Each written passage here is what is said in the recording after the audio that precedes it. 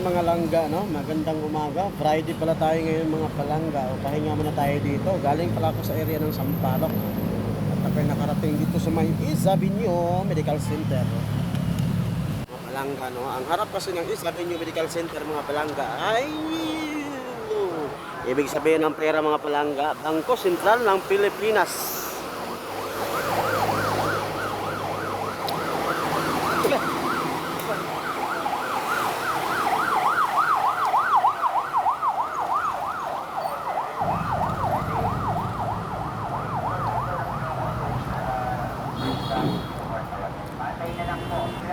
So ngayon mga palangga, kung makikita nyo sa gilid ko, pila po ng mga tao yan. Siguro mga bantay ng mga pasyente, mga palangga.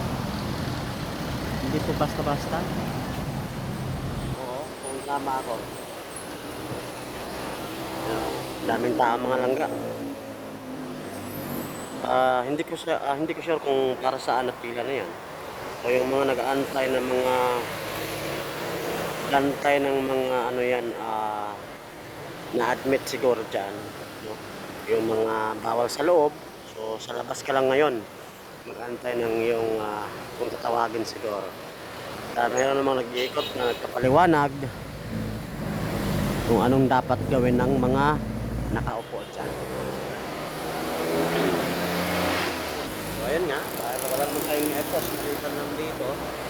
Tapos salita mga palangga dahil fairness ngayon, hindi naman ako pwede magtagal dito kasi bawal rin dito, pwede tayong bulihin. Kung nakikita nyo mga palangga, yung building na yun sa likod ko, yun po yung PSA dito sa may Quezon City area, yung mataas na building na yun, bagong building kasi yan PSA area yan dyan mga palangga para mga langga.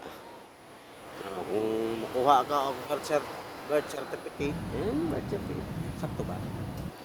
Ano lang ka diha, duol ka diha, automatic. Pagka may problema yung pangalan, makuha din naman yung birth certificate. Sinumar siguro, mga diha mong puna, mga marriage contract.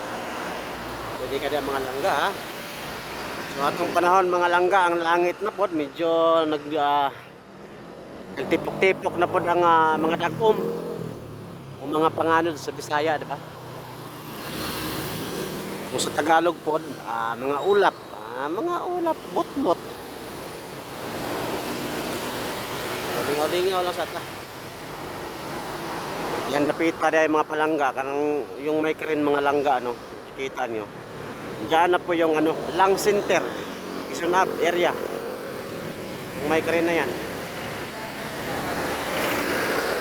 Sa unahan naman, kung nakikita na sa unahan dyan, magkalikod lang yan yung sa yung mga kidney hospital ba yan, yung tama ko, pati yung Lang Center, mga palangga, baga, tapos mga kidney, diha na mo, hindi na mo sa Quezon City anhi, pag na may mga sakit anak. Ito na, ditang tamang dugay ta.